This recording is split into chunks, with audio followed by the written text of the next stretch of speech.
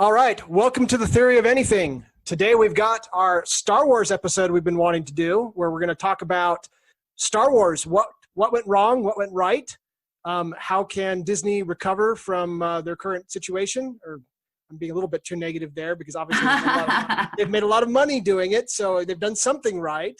So let's just go ahead and get started into this. So, Cameo, tell me about your Star Wars background, because I know that you've got an extended universe Star Wars background, if I understand correctly. Well, I have to admit before we even start talking about Star Wars that well, I'm a Trekkie.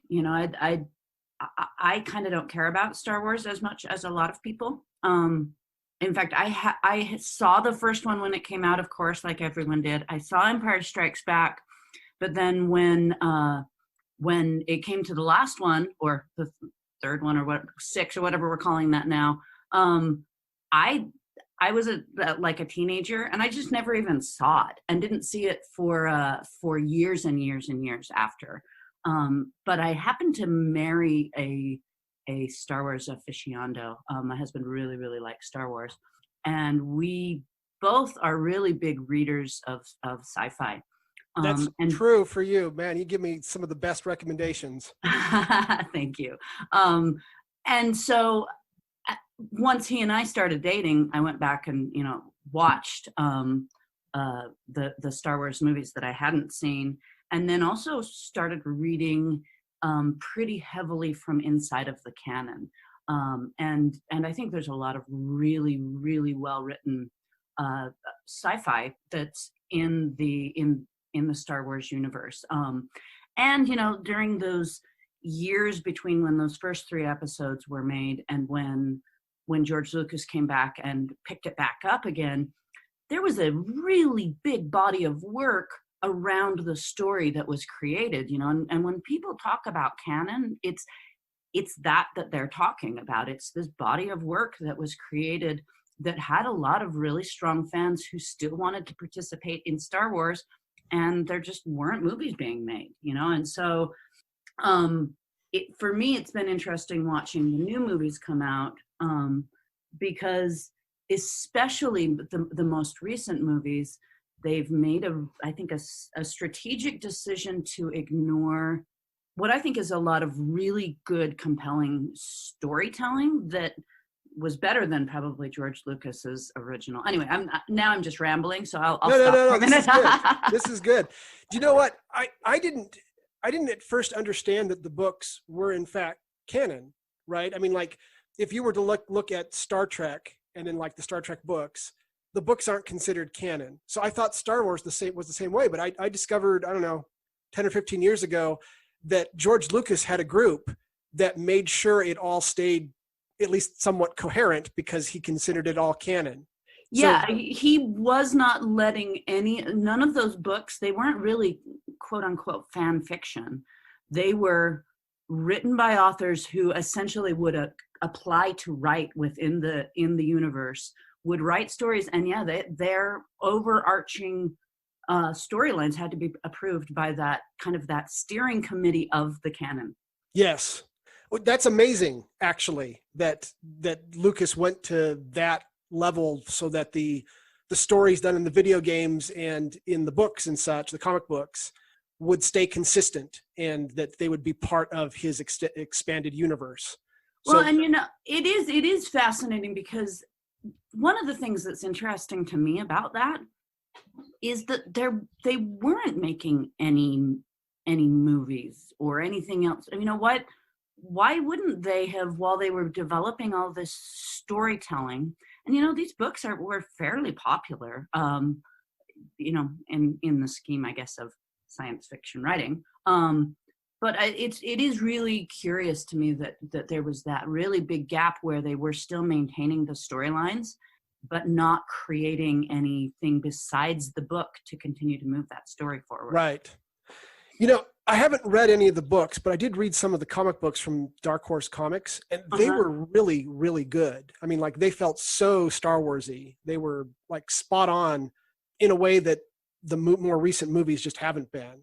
Well, the more recent movies, and And actually, you can see, even if you didn't know that there was a point that George sold the franchise to Disney, you would know it by watching the movies, because as much, kind of really strong, a lot of people really hated the three intermediary movies. Yes, the prequels, right? The prequels, but they are still following this storyline that had this kind of long-term vision, and the more recent Disney ones, they've kind of just abandoned all of it.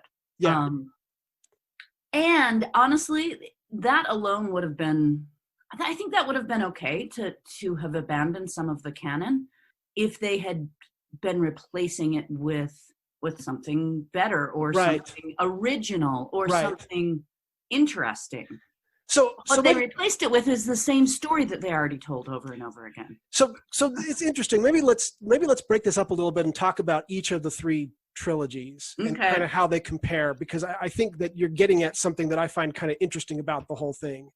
So if we were to talk about the original trilogy, I mean, in a way, you kind of just gave your opinion. You had a strong positive opinion of the first two, and then you weren't that interested in the third one, Return of the Jedi. Mm-hmm. And, a lot of fans would agree with you on that. I actually loved Return of the Jedi, and I still do, but it is definitely the most flawed of the first three movies. Right. And the Ewoks was a questionable move. I think it's very consistent with the way George Lucas does things, though. Originally, he was going to have Wookiees instead of Ewoks, and I think that would have worked better. But there was a point he was trying to make, which was that low tech could overcome high tech if you had good on your side, and things like that. There's kind of a spiritual side to George Lucas that he was trying to make, and you can see that a lot in the Force and things like that. But it's also mythical, right? And this is something I think a lot of people don't get about Star Wars. Like, I think a lot of people do get this about Star Wars, but like, if you're into science fiction and you're trying to compare Star Wars to science fiction, you may miss this, which is Star Wars isn't really science fiction, right? It's got this kind of techno science fiction shell that's intentional, but what it is it's a myth, right? George Lucas was like one of the first ones to study Hero of a Thousand Faces, and to really try to study the hero's journey, and then to try to turn it into a movie and to create a modern techno myth was what he was trying to do. So he didn't really care about the science at all, because he was making a fantasy movie. He was making a sword and sorcery myth movie that just happened to have a sciencey setting, right? A techno setting. So I would argue a bit, Bruce, that is true of all sci-fi and maybe all fantasy. I think that sci-fi as a genre is essentially just an excuse to use technology or a technology landscape to still tell the stories of myths. Great storytelling triggers these big emotions for us, and it's a spiritual thing. It's even the very most technical sci-fi that I read, and I read some pretty hard science sci-fi, the really great stories are the ones that trigger that human part of us. Yeah. So let me just take this one level deeper, though, with Star Wars. Okay. If you were to say, because I agree with what you're saying, but if you were to say, like, what are modern myths today? It's you can think of myths from before. You can think of King Arthur. You can think of Hercules. I mean, it's not too hard to think of myths. But if you try to think of myths that exist that have been created modernly, it's a lot harder to think of them. You might think of some that are kind of on the border, like Star Trek or something like that. Right. But it would be hard to, the two that really stand out in my mind as the most modern myths that are going to continue to be mythical stories for a long time are probably Star Wars and Superman. And I think those are the two biggest modern myths that we've actually created. And when I talk about myths, I'm kind of thinking here a little bit C.S. Lewis's definition of myths, who obviously was someone who was very much into trying to understand how to create myths, and himself created one of the modern myths with Narnia. Maybe not quite up there with I should have included Lord of the Rings. That would be a modern myth I would have also. said, I was going to question your lack of inclusion, including. Yeah, no, I should have included Lord of the Rings. You're right.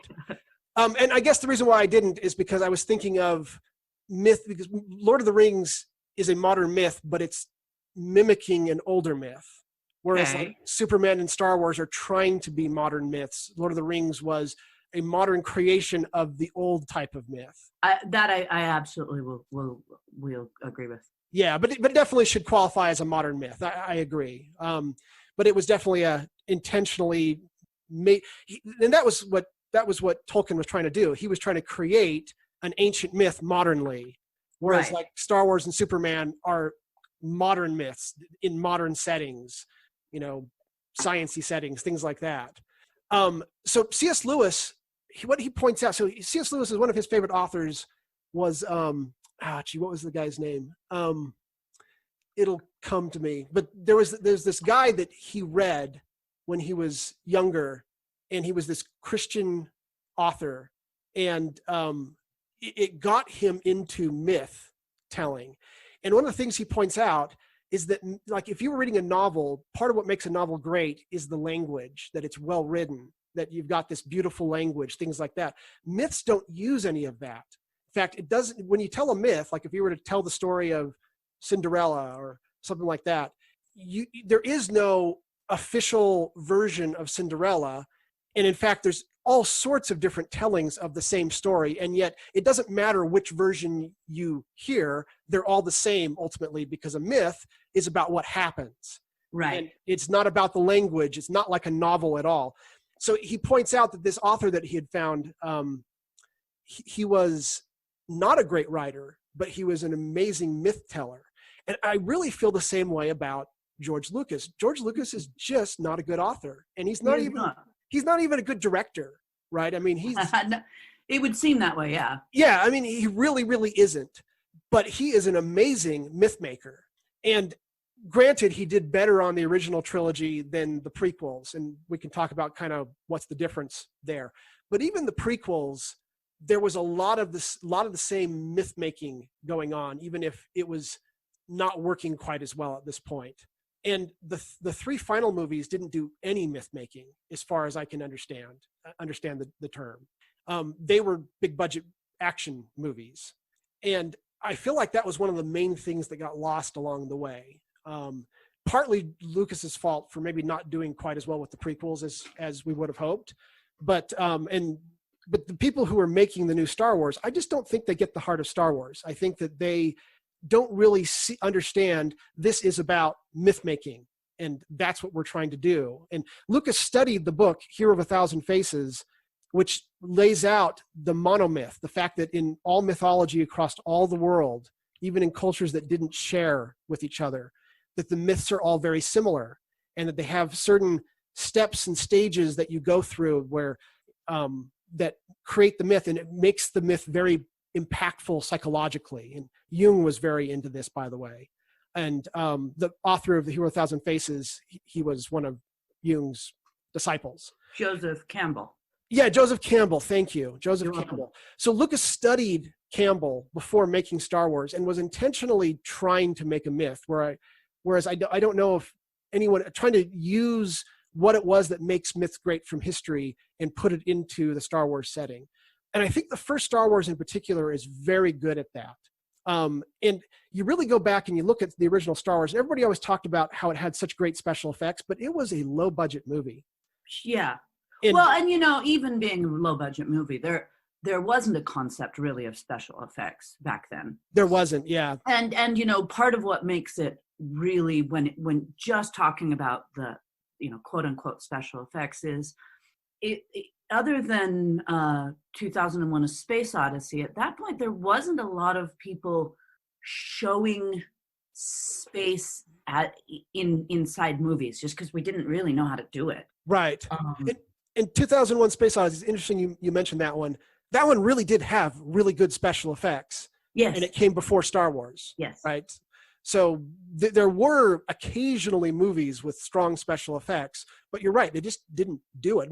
Nowadays, everybody has special effects in their movies, no matter what their movie is.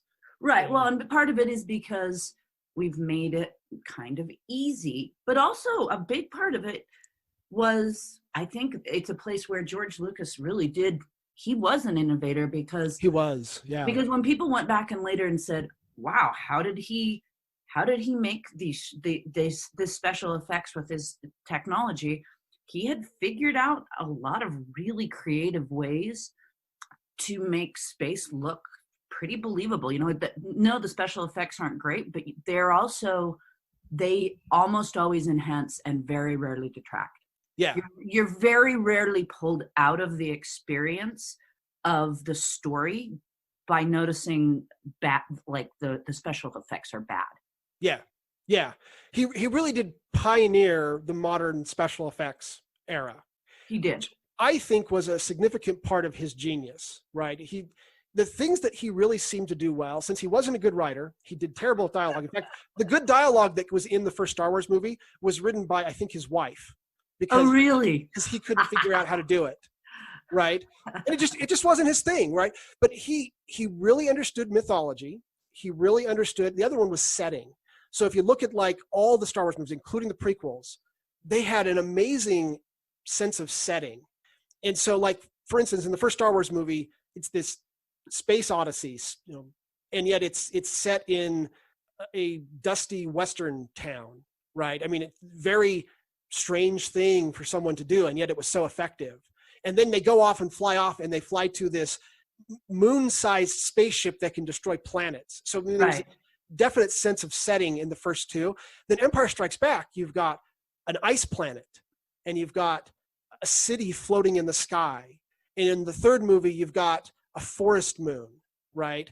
And then you look at even the prequels, you've got like Coruscant, which is a planet that's one giant city. You've got an underwater city in the Phantom Menace.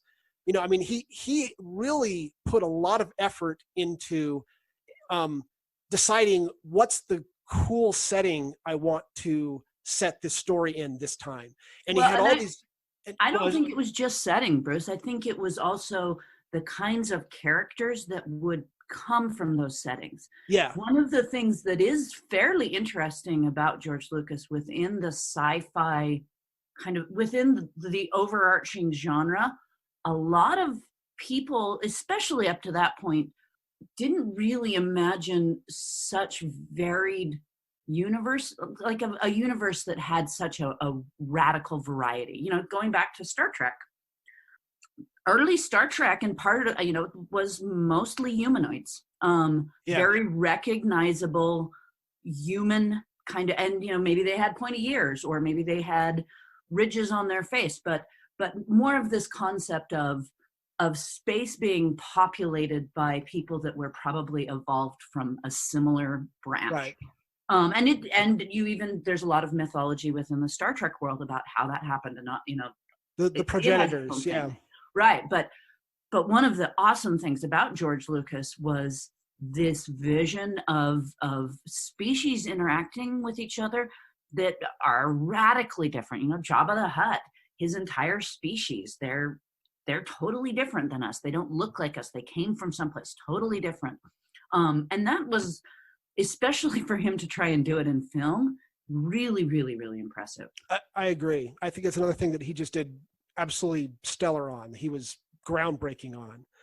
Now, I got to call out one thing on Empire Strikes Back. So Star Wars, being a low budget movie, it did great with myth making, but if you really go back and watch it today, it's not a strong action film, right? I mean, maybe you thought of it that way when you were a kid, but it's in some ways it's survival into the modern era as the great movie that it isn't that it was this action film. It's really more the mythology and things like that. Empire Strikes Back was like a mixture of the two. And in fact, I would dare say Empire Strikes Back might be one of the best movies ever made. Like, oh, really? In any genre. Yeah. Because it is aged so well. It is such a good movie. It's still exciting to watch. And it's, even though they don't have great special effects and great stunts yet, it's still just well done. Whereas Return of the Jedi was a little lackluster in many areas. I would have to give credit for the whole scene in Jabba's palace. Uh-huh. where Luke takes them on. That one scene might be one of the best scenes in any movie ever, but the rest of the movie is just okay.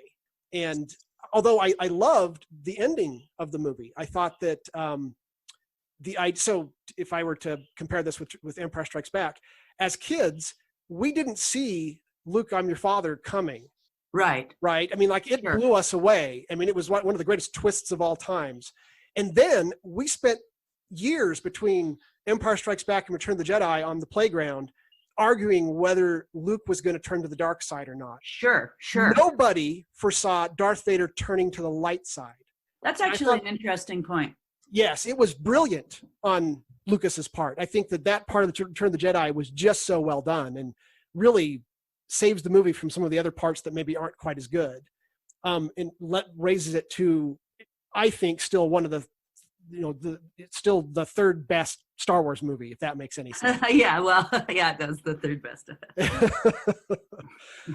So, and there's something even profound about it. The idea that ultimately the way the Emperor gets defeated is that the bad guy defeats him. Right. Because he's been turned to the light side. He's realized this isn't the path I wanted to walk. I wanted to be a Jedi. Right. And but I think one of the big flaws with these most recent films, Rogue One, Episode 9, or the Rise of the Skywalker books, movie, is so far the approach has been to just throw that same thing back at us.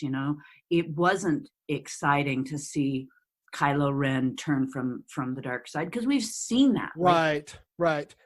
And which isn't to say that at the end, like having a character make that kind of a choice, you don't get to do it if you've already done it once. I just, I think the way of doing it ends up feeling like they're just spinning up the story again. So let's move and talk about the new movies, because first of all, let me just say I don't hate the new movies. I've enjoyed each of the movies. Most of them fall into the category, all of them fall into the category of I'm glad I saw them once, which really is actually saying something, because most movies I'm not even glad I saw them once. That's why I don't go see a lot of movies. Right? I'm with you. Okay, so I don't buy them on DVD. I bought the first one and actually have never really watched it since, and regret that I bought it. And so I just didn't even bother buying the rest of them. And because I sort of just realized Disney's not going to make these movies great, right? I mean, I'm not trying to say something truly bad here. I'm just trying to be careful how I say this, because I don't want to be someone who's just bashing on these movies, but they weren't the mythic Star Wars movies that we had grown used to. Right. They were just big budget, fun popcorn movies. Mm-hmm. And that's not a bad thing. That's like really still a hard thing to pull off well, right? But I was expecting something so much more, and they just don't even seem to get that mythic side of Star Wars. And as you have pointed out a couple times, they were repeats, right? I mean, they were so anxious to make it feel like Star Wars that they basically just rewrote previous Star Wars movie. The Force Awakens is almost the exact same movie as the first Star Wars movie. Yeah. Well, and for me, I think the shame of that, and this is why I really struggle with these movies, is there was great storytelling that they could have leveraged to make these great movies. Like the story that they made a bastard version of with Kylo Ren being the son, and all of those things are things that happen in the canon, but tweaked in weird and somewhat unnecessary ways, because they could have taken some of the stories almost exactly as they were written in some of the books and had much more compelling movies. It's just, to me, it's so interesting that they did choose to completely ignore or take just a couple of pieces out of canon and then mix it up with the original storyline, and then and I suspect, because I know that Disney does this a lot, it was probably a big group of writers who wrote it as Right. compared to one or two. And, they don't list it that way. If you go and look at who's listed as the writers for this, I mean, it's J.J. Abrams is listed as the author for Force Awakens and The Rise of Skywalker, or at least a big part of it. They're listing him as having the screenplay rights amongst other people. Right. So I don't know. What you're getting at, I think, is exactly my point of view on this. So to tie this back into kind of epistemology a little bit, part of what comes out of Deutsch's theories on epistemology using Karl Popper's theory of knowledge is that good art is hard to vary. So we talked about hard to vary, explanations being hard to vary, make them good explanations. Right. Well, good art is hard to vary, right? If you tweak it a little bit and you do it wrong, it gets a lot worse. Right. Trying to make it so it's really good is hard because of that. And that means that art is in some sense objectively good or bad. And I'm always hesitant to take that too far. I'm always hesitant to take that too far because there still is obviously a certain amount of taste. And I think one of the reasons why that's true is because things are rarely all good or all bad, right? I mean, right. When you look at the Star Wars movies, the new ones, they do a lot of things well, right? There's reasons why I can understand why some people love them, but I can also strongly understand why some people hate them. Right. And it's because they're a mixed bag. And if I could liken this to the DC movies, Zack Snyder was probably just not a really good person to be making the DC movies and largely ruined that franchise, unfortunately. I agree. But if you go and you look at the movies he's made, every single one of them has some real genius strokes in them. I mean, like this is obviously a talented guy who just doesn't quite know how to pull it off. I mean, even like Batman versus Superman, everybody made fun of how Batman comes around when he finds out his and Superman's mother have the same name. There was something actually ingenious about that. It could have been so good if it had been written better. He had a good idea. He just didn't have the writing chops to pull it off. And I feel the same way about the Star Wars movies. The writing is subpar. The skill of the writers is subpar. If you were to compare them to, say, the Marvel movies, where the writing is just really good. And I think that's the main thing that is kind of screwed up with the Star Wars movies at this point, and is that you really, like you're comparing it to the expanded universe, those were some really awesome writers that wrote those books, right? I mean, they got some of the best writers in the business to write the Star Wars books. They did. And they didn't do that for the movies. I think they kind of came at it with, well, J.J. Abrams is good at making big budget movies, so we're going to put him in charge and he's going to write it. Where they really needed to go out, find people who understood Star Wars and the mythology of Star Wars, get them to write it, and then let J.J. Abrams make the movie. And I think that you would have had much, much better movies if you had really concentrated on making the writing good. Right. So some more interesting things to me. These last three movies, I think one of the more surprising things to me than anything is how you hear about, like, universally they get panned, and you'll go and look on Rotten Tomatoes and they'll be getting like 50%.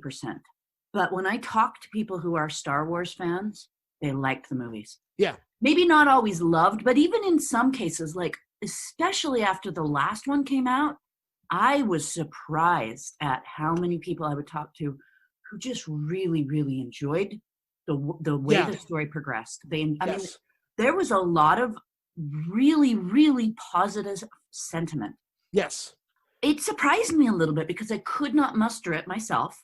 And I had to just kind of acknowledge that because I don't love the franchise, that there has to just be this place where so much of that is just love of the characters and getting to see the characters again.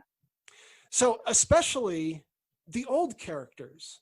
Right. One of my friends who had been a big Star Wars fan, he didn't actually like the last movie very much.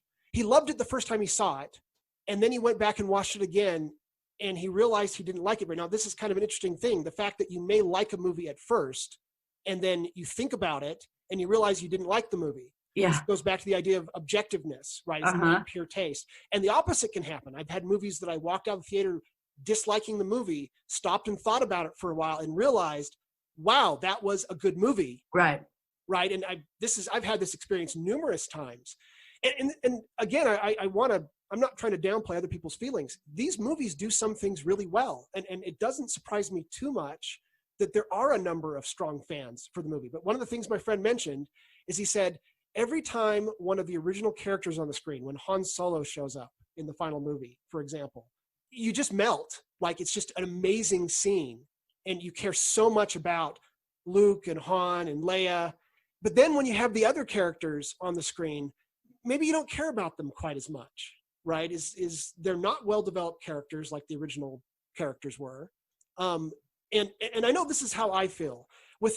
If I were to, and let's get down to the writing on this. The main characters, Rey and Finn, they're both poorly written characters. I think they are too. I think Rey raises above the bad writing because of the actress, Daisy Ridley. Yeah, she's very amazing. Compelling. Yeah, she's amazing. And because her character is just really kind of just a Mary Sue, right? I mean, it's just a character that never does anything wrong, gets everything right, is good at everything she tries in the first try. No struggle, so there's no real interest towards her. But the actress is so good, she sells it. Yeah, right? She does. She's really a great actress. And so Rey, I like Rey, but I can still tell that she's not a well-written character. Finn, the actor is a great actor, but that character is just not a very well-written character, and I don't really like him much, right? Whenever he's on the screen, I get a little bit bored. and they tried to make him a comic character at first, and then that didn't work. So in the final movie, they don't even have him making jokes anymore. Yeah. And so that's the first thing I would mention, is that the characters aren't very well written. Okay, now Kylo Ren is actually a fairly well-written character, and you may disagree with me on this one. Let me make my case though. Okay. He is the only character where I actually cared a little bit about his background, and when I was kind of curious where he was going to go and things like that. So I felt like I knew him to some degree. Interesting. Which I didn't feel towards the other characters. And now it's super obvious he's actually a hero, right? Yeah. And this is actually a problem. Or it turns out to be a problem. I shouldn't say it's a problem. In and of itself, that could have been okay. The problem with Kylo Ren is that they keep trying to make him the villain. And when you know he's the hero from the outset, he's a terrible villain. And he doesn't come across as threatening. Rey beats him in the very first movie. From that point forward, he's really not very threatening. Now, if he's really just the hero, but in disguise, even if we know that that's what it is, that's probably okay. But you've got to have a real villain. And we didn't have a real villain. So it's that actually was really interesting to me. And I don't know if you've ever seen Girls, that Adam Driver really got his start. In fact, I know you haven't, because I can't imagine you sitting down to watch Girls.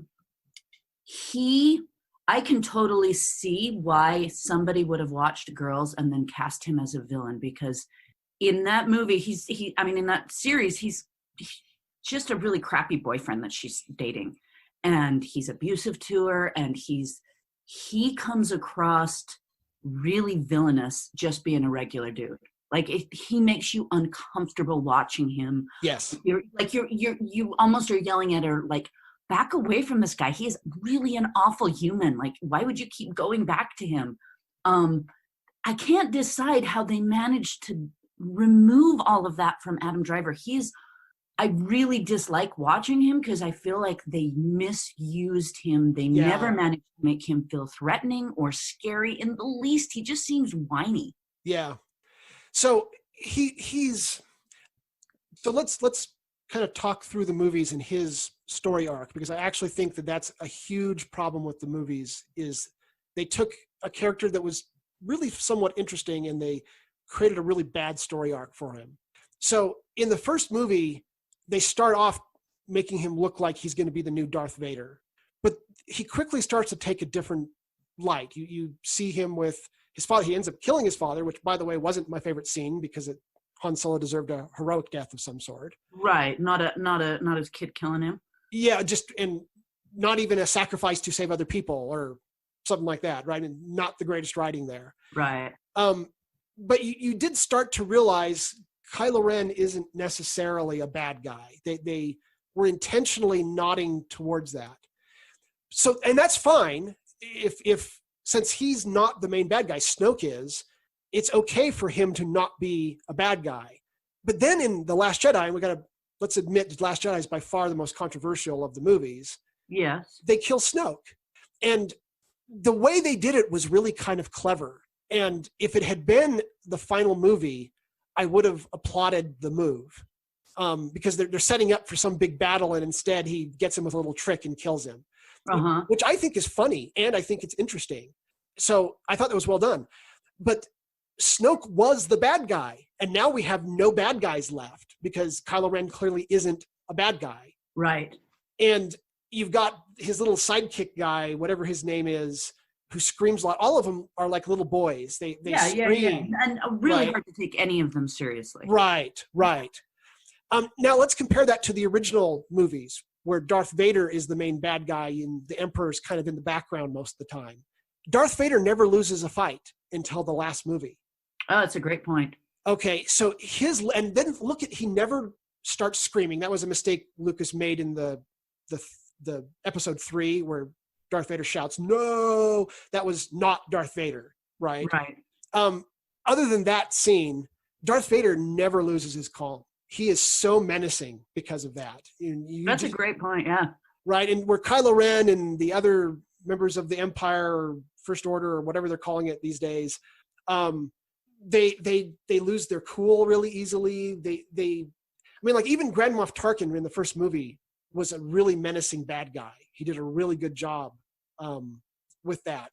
There was no one like that except Snoke in the last 3 movies. And they killed Snoke in the second movie, and they didn't even solve any of the mysteries surrounding Snoke before they killed him. And they had to give a few throwaway lines in the third movie to try to explain where he came from. He was some clone that the Emperor had been making, or whatever, right? Clearly just made up on the spot because Rian Johnson had killed one of the more interesting subplots. And you really can't have good heroes without having a really, really menacing villain. And this is something that I wrote about this for Escapist magazine many years ago. Are you familiar with Final Fantasy VII, the video game? Yeah. So a remake is coming out, or maybe it's already out, but a remake's coming out here soon. It is considered one of the best video games of all times. And it's got this really, really well done story with characters that are super well, well written, and you love the characters. The bad guy in that game is Sephiroth, who's considered one of the greatest villains of all time. I don't think he's that well written. His reasons for being bad are so vague, and he kind of looks cool. He uses this cool looking sword, but as far as a well-written villain, I wouldn't have pegged him for the level of popularity he now has. I believe the reason why he is such a popular villain today is because he kills off in the game one of the most lovable characters, Eris.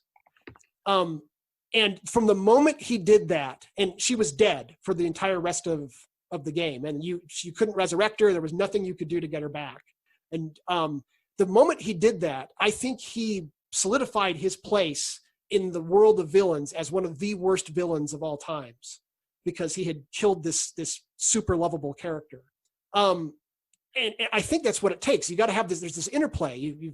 The villain is villainous because they do things that really make you angry, and the good guys are really great good guys when they're able to stand up with this villain that is really more powerful than them. Right. And they're taking chances to try to take the villain down. And you didn't have that in the Star Wars movies. Snoke seemed to be that, and then he just sort of gets killed off. And so, while we're talking about villains, and I'm going to say we give ourselves like about 10 more minutes and then wrap out 5 to 10 more minutes. Okay. I want to talk about Anakin for a minute. About who? Anakin. Oh, Anakin, yes.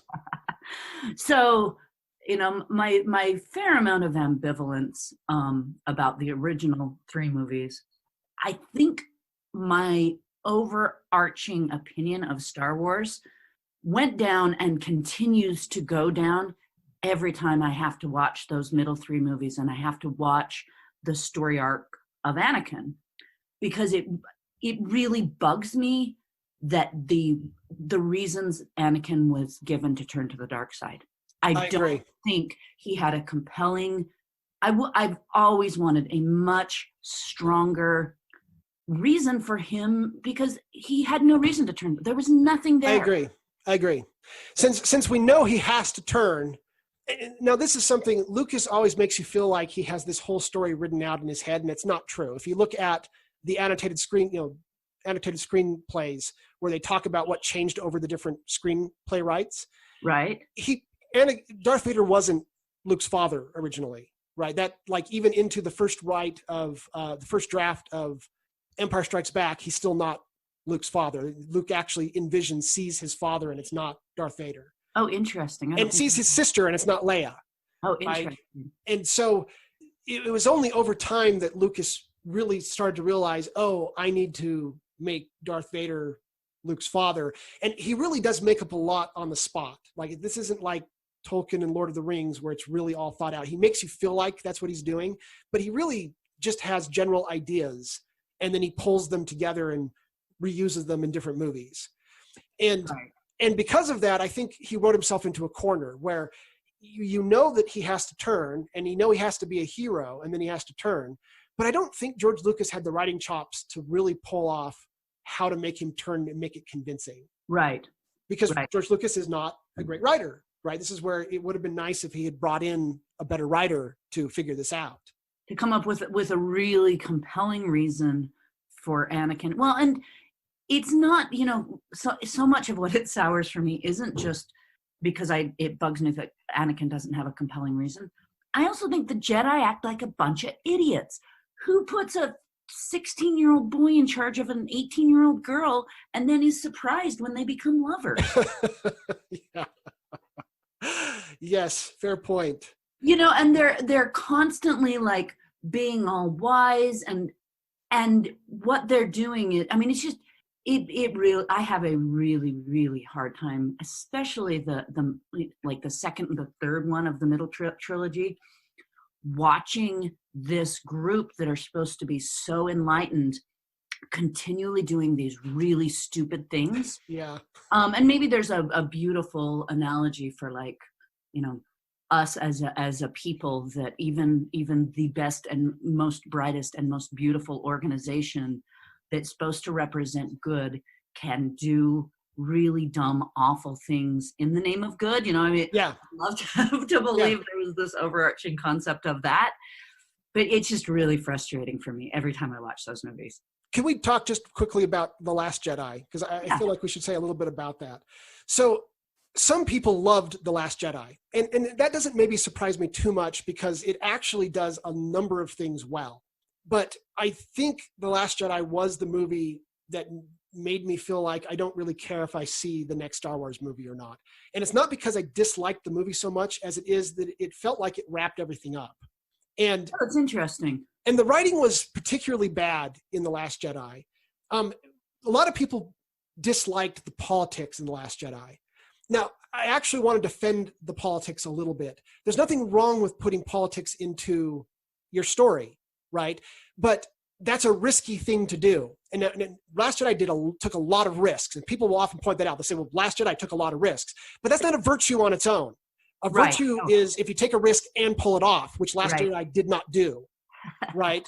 If I were to use Marvel as the example, Endgame was a risky movie. You take every superhero in the universe and you make a non-action film until the last 30 minutes of the movie, right? That's a terrible risk, and yet they really made it work, right? Last Jedi took risks all over the place, and they underwhelmed me. And the politics was an example of that. If the politics flows from the story and it's a natural part and it makes some point and it really makes you have some sort of insight you didn't have before, then it's good. It's a risk that paid off. And if it comes down to you're going, well, why didn't Holo just whatever her name was, why didn't she just tell them what her plan was? I mean, it was Right. so poorly written that it was clearly the story had been forced fit to the politics, right? Which is why I think everybody hated it. Or a lot of people, and some people liked it because they just liked the politics, right? And Right. that's maybe a lame reason to like the movie, but you know, if that's your thing, then that's your thing. But it's not too surprising that most people just kind of rolled their eyes and went, "Oh my gosh, I can't believe they just force fit that in there," and or the fact that they take a shot at capitalism by going to that gambling planet, you know. And again, you're kind of just going, that wasn't even well written. That was dumb, you know. And Last Jedi did a number of things like that. Where when they finally get Luke Skywalker to show up, I was so excited because it's like, okay, it's a huge risk to make him not be the hopeful character from the past movies, right? Yeah. And to have him be the opposite of that. And then he redeems himself in the end. But how does he does it? Well, he's actually just a hologram. You don't even get a real battle. Or for that matter, when they send all these ships out and you've got these ships going towards these walkers and you're going to have this big battle. And then they're almost there and they say, this isn't going to work. And they abort the battle so that they can have a dippy love scene. Right? Okay, all of this is just really poor writing. And the reason why is because when you're a writer, you're making promises to your reader, right? This is Brandon Sanderson I'm kind of channeling here. Okay, but yeah. If you create a mystery, you're promising the reader you're going to solve the mystery. If you hint at something, you're promising to explain what it is later.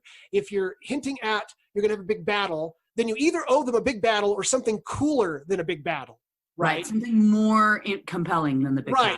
And at every step, Last Jedi underwhelmed, right? It would promise a showdown between Luke and Kylo Ren, and then you don't get it. And what you get is less interesting than what was promised. And then they had set themselves up so well where there's like nobody's coming and then Luke shows up. And I thought for sure what was going to happen is the rest of the galaxy was going to see Luke on his own taking on the entire First Order. And even though he was going to lose and he was going to die, it would have been inspire them to all get all their ships and come out, which they ended up doing in the third movie where it made no sense at all. Right. And they should have done that in the second movie, and they should have ended the second movie on a high note, right? I mean, and they were setting up for it, and then they didn't do it. Well, and part of that, I think, is because they are in sequel mindset. What are we going to keep out for the next one? Where there's almost like the opposite of an abundance thing. Like, oh my gosh, we only have so much storyline. Let's not finish the story yet. Which is so ridiculous because there should be, and in fact, if you go back to canon, I sent you there's this list of all of the books that have ever been written, and how many years they are before or after episode 4. That's it. That is how they track everything. And so there's a lot of the canon happens within the first 20 to 30 years of I see of those episodes. But a lot of it happens 1,000, and the more recent stuff that's being written is thousands of years removed from those original storylines, because the universe is rich all by itself. Right. You don't have to have Luke to have the power of the dark side and the Force and the Republic and all of the things that exist in this universe. There isn't the dependency on those original characters. I agree. Did you ever play Knights of the Old Republic, the video game? You know what? That was one of the best Star Wars stories I have ever seen, and it was a video game.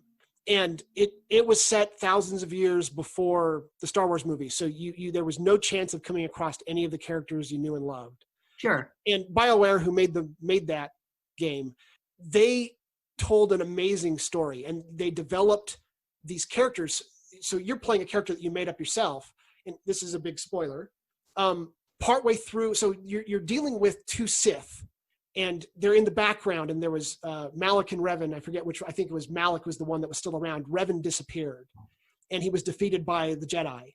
And so Malak is starting to pull together his forces to challenge the Jedi. And you're trying to deal with Malik. And partway through the game, they've been dropping little hints that I totally missed. But then when they finally pull them together, you go, oh my gosh. And it turns, so they've been dropping little hints that your memories had been erased. And when they finally find out who you really are, you're Revan. And so you are the Sith master that Malik was just the disciple. And the rest of the game is you as the Rise of Revan, but now as a Jedi. If you're following the light side, you can actually follow either path because it's a game. Sure. You as the Rise of Revan, but now as a Jedi, coming to challenge Malik and to remove him.